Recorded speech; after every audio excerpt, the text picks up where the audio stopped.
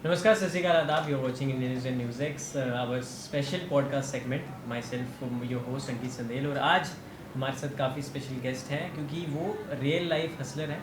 जैसे हम real life में हीरोज़ को देखते हैं, हमारे साथ आज रियल हीरो मौजूद हैं.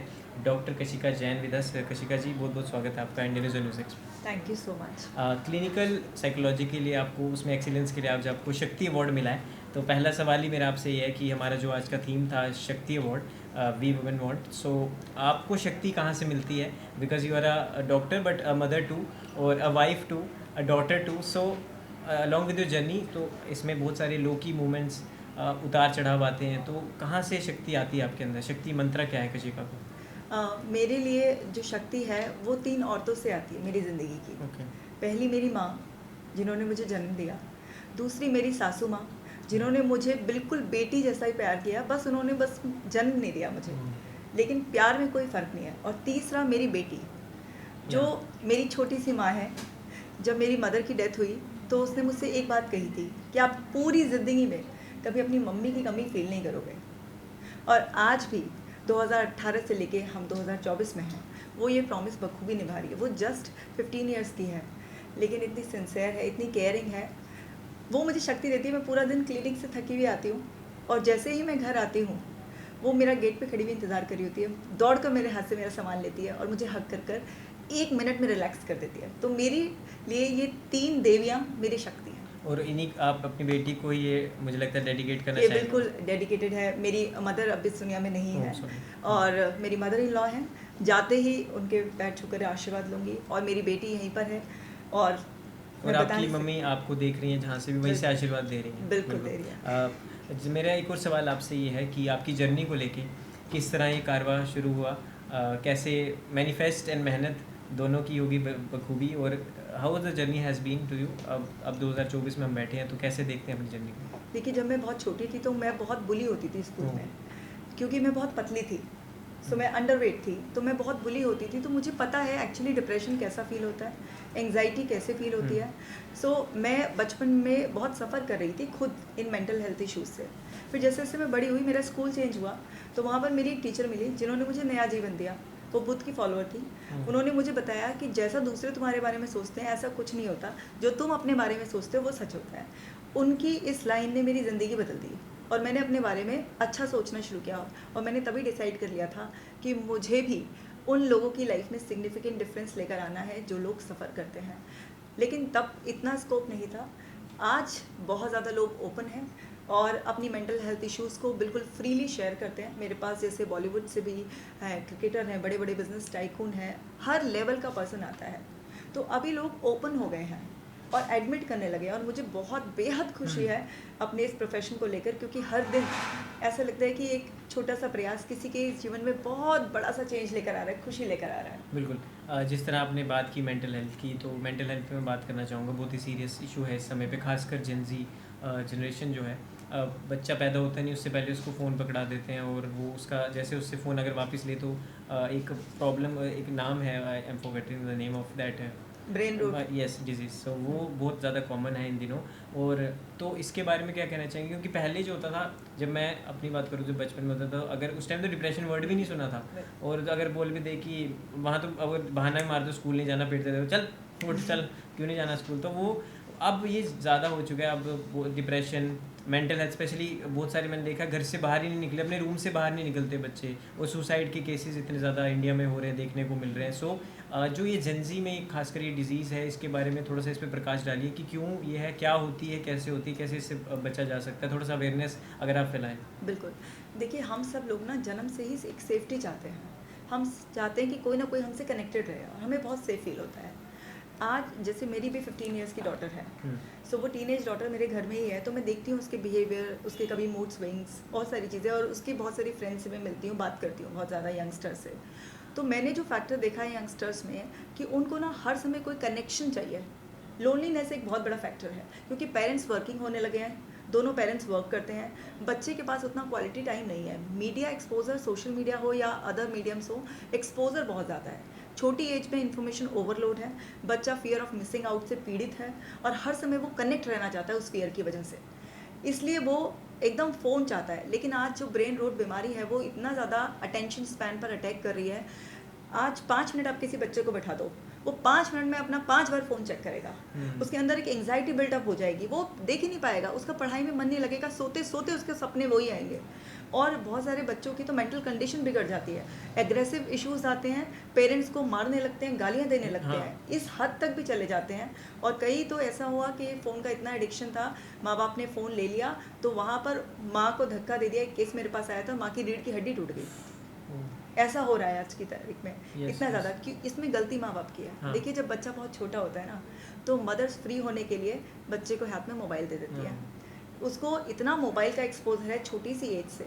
मुझे याद है जब मेरी डॉटर छोटी थी, जब फ़ोन का इतना वहम नहीं होता था हम लोगों को, तो हम क्या है, बच्चों को पार्क ले जाते थे और बच्चों को या फिर कोई पोएम लगा देते थे टीवी पे, कि उसकी कैसेट चला दी, ट्विंकल ट्विंकल लिटिल स्टार, कोई भी चला दिया और बच्चे को कुछ एजुकेशन एक्टिविटी करा रहे हैं। लेकिन आज बच्चा इतना सब कुछ एक्सपोजर है उसको, 4-5 साल के बच्चे से आप ऐसी ऐसी बातें भी जान लो जो हमें शायद 15-16 साल की उम्र तक भी नहीं हाँ, पता yes. थी। तो बहुत बड़ा कॉज है हमारा ओवर इन्फॉर्मेशन प्लस पेरेंट्स की इग्नोरेंस। आप कितनी भी तरक्की कर लें, कुछ भी, लेकिन आपके बच्चे को आपका टाइम चाहिए, उसमें कोई कॉम्प्रोमाइज़ नहीं करना चाहिए। बिल्कुल, जो आपने प्रॉब्लम बताई, इतने सारे सीवियर केसेस बताए, तो बच्चा कैसे जा सकता है इस चीज़ से, थोड़ा सा वो भी बताएं। देखिए, आज ना एक डिप्रेशन फैशन टर्म भी हो गया है। आज जरा सा कोई सैड है तो वो ये बोल देता है कि मैं डिप्रेशन में हूँ। केवल एक सैडनेस डिप्रेशन नहीं होती। अभी आप मुझसे पूछ रहे थे ना डिप्रेशन हाँ, के हाँ। बारे में, तो सैडनेस केवल डिप्रेशन नहीं होती। अगर वो सैडनेस लगातार 15 दिनों तक चली जा रही है और कोई भी चीज़, एनवायरनमेंट चेंज या फ्रेंड से मिलना या किसी भी तरीके से आप अपने आप को पैम्पर करें, आपका मूड नहीं चेंज करा, तब हम कहते हैं कि ये डिप्रेशन है आपको। लेकिन आज यंगस्टर्स खास तौर से, अगर उनके फ़ोटो पे लाइक भी नहीं आया, अरे यार I am feeling so depressed, follow नहीं बढ़ ऐसा, रहा। हाँ, इस तरीके से डिप्रेस, जरा सी बातों पे डिप्रेशन हो जाता है आज की तारीख हाँ। में। वो डिप्रेशन नहीं है, बेसिकली वो आपकी इनएबिलिटी है टू हैंडल योर इमोशंस। आप हैंडल ही नहीं कर पा रहे अपने आप को। अब जैसे आपने बोला कि बचा कैसे जाए, बचने के लिए हमें बैक टू बेसिक्स जाना पड़ेगा। यानी कि हमें पहले बड़ों की जिम्मेदारी उठानी पड़ेगी कि जब हम अपने काम से लौटकर घर पर आएँ तो सबसे पहले हम अपने फ़ोन से डिस्कनेक्ट हो जाएं। और घर में जो पहले होता था ना एक फैमिली टाइम, जिसमें टेबल, लूडो हाँ। खेलते थे, कैरम खेलते थे, पत्ते खेलते थे, कुछ बातें करते थे सारा दिन की, हमारे घर में वो कल्चर हमने मेंटेन कर लिया। हम सही समय पे जाग गए। पिछले 3 सालों से हमारे घर में वो कल्चर मेंटेन है कि हम शाम को अपने फ़ोनों से डिस्कनेक्ट होकर और घर में सब लोग बैठ जाते हैं, या तो बातें करेंगे या कोई गेम जमाएंगे। 4 हाँ। लोग अगर खेल रहे हैं तो उसमें जो 3 लोग बच जाते हैं वो गप्पे लड़ाएंगे, बीच में ऐसे ऐसे कुछ ना कुछ करते रहेंगे। तो हमें बैक टू बेसिक्स जाना होगा। छोटी छोटी शुरुआत होगी। आज बच्चा इतना एडिक्टेड है, बच्चे को क्यों, माँ बाप भी एडिक्टेड है। हाँ, हाँ, नहीं, और सभी मेरे एडिक्टेड को है। इसी पे ऐश्वर्या राय की एक बात याद आ गई। उन्होंने एक इंटरव्यू में कहा था बीबीसी पे कि जब एक मेरे को बोला, क्वेश्चन पूछा गया कि आप how often you meet your parents, तो फ़ोन पे कितनी बात होती है, तो उन्होंने कहा कि हम आपकी तरह नहीं है, हमें पेरेंट्स से अपॉइंटमेंट नहीं लेना पड़ता डिनर करने के लिए। बिल्कुल, बहुत ही अच्छी तरीके से उन्होंने ब्यूटीफुली आर्टिकुलेट किया था उसको, क्योंकि उन्होंने इतना अच्छी बात की। क्योंकि वो इंटरव्यू मुझे भी याद पड़ रहा है ऐसा कि कोई फॉरेनर के रेफरेंस में बात चल रही थी कि हम लोग इतने लकी हैं इंडिया में कि हमें अपने माँ बाप से मिलने के लिए, उनसे बात करने के लिए, उनके साथ खाना खाने के लिए अपॉइंटमेंट नहीं लेना पड़ता। तो वो बहुत ही ब्यूटीफुली उन्होंने डिस्क्राइब किया था उस चीज़ को। सेम चीज़ आज यहाँ पर बहुत बड़ी बड़ी सिटीज़ में ऐसा हो रहा है कि बच्चे सो जाते हैं और माँ बाप लेट नाइट पार्टी में से आते हैं। ऐसे मेरे पास बहुत सारे केसेस आते हैं जहाँ पर, जैसे एक बच्चे का केस मैं मेंशन करना चाहूँगी। वो बच्चा था 17 साल का और वो बहुत सीवियर डिप्रेशन में जा चुका था क्योंकि उसकी मदर बहुत ओवर एम्बिशियस थी और वो पहले अपना पूरा कॉर्पोरेट वर्ल्ड में अच्छी स्टैंडिंग थी। उसके बाद वो ऑफिशियल पार्टीज़ करते थे और रात को कभी 10 बजे कभी 11 बजे बच्चा तो सो जाएगा। ऐसे ही फादर बिजनेस के उसमें कई दिन बाहर रहते थे और इकलौता बच्चा था उनका। तो बच्चे के पास कोई बात करने वाला नहीं था। उस टाइम पर कितने केमिकल रिएक्शंस हो रहे होते हैं ना आपके अंदर, कितने चेंजेस आ रहे होते हैं टीनेज में। किसी से तो आप कहोगे ना, ओवरवेलमिंग फील कर रहा था वो बच्चा। वो धीरे धीरे डिप्रेशन में चला गया। उसने गूगल सर्च किया, यूट्यूब सर्च किया और अपने आप को टर्म जैसे उसने दे दी डिप्रेशन, और उसने बिलीव कर लिया कि अब मैं डिप्रेशन में हूँ और मैं ठीक नहीं हो सकता। और 3 बार उसने अपना हाथ काटने की कोशिश करी कि कुछ हो जाए। पेरेंट्स को 3rd टाइम में ये समझ में आया कि ये सीरियस इशू है, ये अटेंशन सीकिंग बिहेवियर नहीं है। तब मैंने उस बच्चे से बात करी तो उसने मुझे बताया कि मेरे पास कोई अपनी बात को कहने वाला नहीं है। अगर मैं मम्मी आती है, मैं कहता हूँ तो मम्मी बोलती है मैं बहुत थकी हूँ बेटा, सुबह बात करेंगे। कि मैं उनके लिए जागा स्पेशली और मम्मी ने मुझसे कहा, मेरी बात सुनी भी नहीं, कि सुबह बात करेंगे, और सुबह मम्मी फिर चली गई। तो मेरी एक बात जो है ना कई कई दिन तक नहीं सुनती है मेरी मम्मी। बिल्कुल। तो वो जो ऐश्वर्या जी कह रही थी ना कि हम लोग यहाँ पर अपने माँ बाप से अपॉइंटमेंट नहीं लेते हैं बात करने के लिए, ये एक्चुअली वास्तव में ये हमारी वास्तविकता थी। लेकिन अब हम भी वेस्टर्न कल्चर को बहुत ज़्यादा कॉपी करते जा रहे हैं। तो ये हमारे देश में भी हो सकता है कि हमें भी अपने माँ बाप से अपॉइंटमेंट फिक्स करना पड़े बात करने के लिए, बिल्कुल, क्योंकि ये केस एविडेंस है उस बात का। बिल्कुल। और अभी भी हम इस रूम की भी बात करें तो अभी भी अगर 2 मिनट भी खाली बैठा हो, फ़ोन निकाल के उस पर लग जाएगा, देखेगा भी नहीं सामने कौन बैठा है, अपनी स्क्रीन पे काम मैं करता अभी रहेगा। एक पॉडकास्ट चैनल पे इनवाइटेड थी, वो लोग मेरा पॉडकास्ट ले रहे थे, तो वो 2 जन थे। तो क्या होता है कि जब कोई बोलता है तो कैमरा उसी की तरफ फोकस हो जाता है। तो दूसरा बंदे को मैं नोटिस करी थी, वो लगातार जैसे ही कैमरा मुझ पे आए वो अपना फ़ोन निकाल कर हुई, और कितना इन अटेंशन नहीं, मैंने फील तभी होता जेब है। में रख लिया ना, मेरा नाम भी ले लेता है नहीं, वही पॉडकास्ट। आप तो बहुत खास हो। सो क्या है कि उन्होंने इस तरीके से कि आप देखो किसी गेस्ट का अगर आप इंटरव्यू कर रहे हो, पॉडकास्ट पे इनवाइट किया है आपने, तो एटलीस्ट आप इतने बेसिक मैनर्स तो रखो ना, कि आप ऐसा नहीं है कि आप पे कैमरा नहीं है तो आप अपने फ़ोन में लगे रह रहे हो। तो ऐसा लग रहा है कि सामने वाला बोल रहा है अरे क्या हो रहा है ये। तो डिसइंटरेस्ट पैदा होने लगता है वहाँ पर, क्योंकि हर इंसान को अटेंशन चाहिए। बिल्कुल। अगर आप मुझसे बात कर रहे हैं इस वक्त और आप नोडिंग नहीं करेंगे, आप मेरी बातों पे रिएक्शन नहीं करेंगे, तो मुझे क्या मैसेज रिसीव होगा कि आप मुझसे बात करने में इंटरेस्टेड नहीं है। तो जल्दी से हम ख़त्म करेंगे इस चीज़ को। ये यूज़फुल जो कॉन्वर्सेशन हो सकती है, जो पता नहीं कितने लोगों को टच कर सकती है, ये बेकार हो जाएगी बिल्कुल। सो हम ह्यूमंस को अटेंशन चाहिए, और उससे हमें बहुत सेफ्टी का एहसास होता है। ऑक्सीटोसिन रिलीज़ होता है हमारे अंदर, जो कि एक लव हार्मोन है, जो हमें बहुत सेफ्टी का एहसास कराता है। क्योंकि एंसेस्टर्स के टाइम से जब लोग ना जंगल में रहते थे, भाग दौड़ करते थे, उनको एक चीज़ चाहिए थी बस, सेफ्टी। आज की तरह ये जो हमें चाहिए ना, ये सब नहीं चाहिए था। तो हमारे जीन्स में ना अभी भी वही मेमोरी है। तो आज हमारे जो बच्चे हैं, टीनेजर्स, या हम भी हैं, हम सबको एक एहसास चाहिए, और वो ये है सुरक्षा का एहसास। बिल्कुल। Last question to you. पहली बात तो आप काफ़ी फैशनेबल भी हैं और डॉक्टर होने के साथ साथ, तो फैशन स्टेटमेंट क्या है कशिका की, अगर आप शेयर करना चाहें? देखिए, मेरे को अच्छे से ड्रेसअप होना बहुत खुशी देता है। ये मैं कभी भी ड्रेसअप कुछ भी ऐसे हमेशा स्टाइल से होती हूँ। मैं अपनी क्लिनिक पर भी जाती हूँ तो मैं 1 पीस शॉर्ट ड्रेसेस भी पहनती हूँ, पूरा स्टाइल से पूरा है।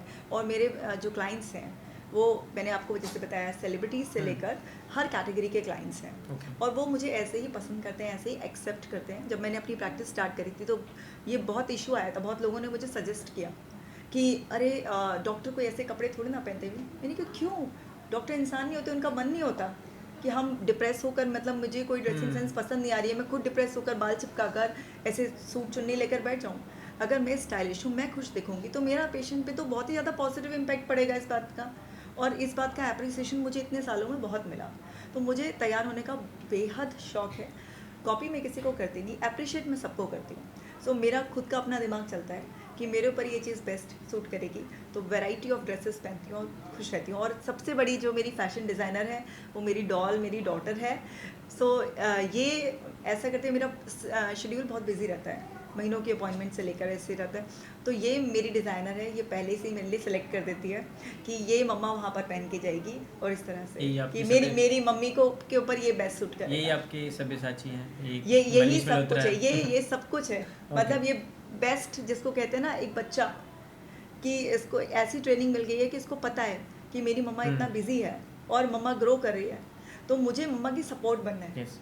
सो ये चीज़ है। मतलब इवन अगर कभी मुझसे एक सवाल अक्सर पूछा जाता है इंटरव्यूज़ में कि कभी आपको किसी से बात करने की ज़रूरत पड़ती है तो आप किससे बात करते हो? सो मैं हमेशा बोलती हूँ, मेरे को अगर किससे बात करने की ज़रूरत होती है तो मैं हमेशा अपनी बेटी यूवी से बात करती हूँ। सो वो इतना एम्पैथेटिक लिसनिंग करती है और आपको एक ऑल्टरनेटिव पर्सपेक्टिव दे देती है, जिससे कि आपको 1 मिनट में लगता है कि ओके, मैं इस पॉइंट को ओवरलुक कर रही थी। एंड इतनी छोटी एज में मुझे लगता है कि ये बॉर्न साइकोलॉजिस्ट है, और मेरी दिली तमन्ना है कि ये मुझसे भी बहुत ज़्यादा बेहतरीन जो है ना, क्या कहते हैं, साइकोलॉजिस्ट बने और लोगों की लाइफ में डिफरेंस क्रिएट करें। Thank you so much. आपसे काफ़ी सारे लोग इंस्पायर होंगे इस पॉडकास्ट के बाद। काफ़ी अच्छा अवेयरनेस और संदेश आपने दिया अपनी जर्नी को लेके भी, और आपके excellence in this category also. So बहुत बहुत धन्यवाद। और अब आशा करते हैं कि जो आपने बोला है, मैनिफेस्ट किया है, वो काफ़ी सारी चीज़ें। और लास्ट में जाते जाते एक जो हमारा आज का फाउंडेशन था, आज का जो थीम था, उसके लिए एक लाइन में अगर आप कहना चाहें उसके बारे में। First of all thank you so much. और एक लाइन का मेरा एक मैसेज है कि हम विमेंस अपने आप में बहुत ज़्यादा पावरफुल हैं। हमें कहीं एक्स्ट्रा पावर लेने की ज़रूरत नहीं होती है, सिर्फ अपने अंदर झांकना होता है और अपने ऊपर विश्वास करना होता है। होता क्या है, हमारी सोसाइटी में बहुत सारे ऐसे हमारे रास्ते में कांटे बिछाए जाते हैं, बेड़ियाँ डालने की कोशिश की जाती हैं, कभी धर्म के नाम पर, कभी जाति के नाम पर, कभी यहाँ का माहौल नहीं है या ऐसी परवरिश नहीं है, तुम बिगड़ जाओगे या कुछ भी है। ये सब बेकार की बकवास बातें हैं। आज मुझे यहाँ पर इतनी ज़्यादा खुशी हो रही है क्योंकि यहाँ पर सिर्फ विमेंस के वर्क को अप्रिशिएट किया गया।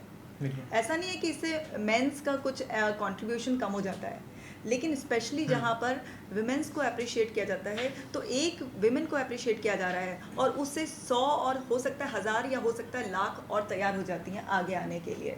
तो ये बहुत ही ज़्यादा अच्छा काम किया है आज और मुझे बेहद खुशी है कि मुझे भी इस लायक समझा गया कि मेरे को ये अवार्ड मिला। और गर्ल्स, लेडीज़, आप किसी से कम नहीं हो, आप अपने आप में इतना पावर हाउस हो, बस अपने ऊपर भरोसा करो। अगर कोई रास्ता रोकने की कोशिश करे ना, उससे बोले चल हट, एक बार मेरे को आगे बढ़ने दे, तुम तो फिर मुझे फॉलो करोगे ही ना। अब मेरे को एक छोटा सा मैसेज, और मेरे को जो लोग क्रिटिसाइज करते हैं ना, आज वो मुझे बहुत फॉलो करते हैं और ऐसे बोलते हैं, जाकर बोल देना कि वो तो हमारी ये रिश्तेदार लगती है, रिश्तेदार। अभी मैंने बोल दिया ना रिश्ता, तो वो सारे समझ जाएंगे, तो समझो वो बोलते हैं हमारी रिश्तेदार लगती है, बोल देना। तो आपके साथ भी ऐसे ही होगा, खुद पर भरोसा रखो, जो पहनना है पहनो, जितना पढ़ना है, जिस फील्ड में आगे जाना है जाओ, आप अपने आप में बहुत बड़ी शक्ति हो। For more such videos, subscribe to the NewsX YouTube channel, hit the bell icon.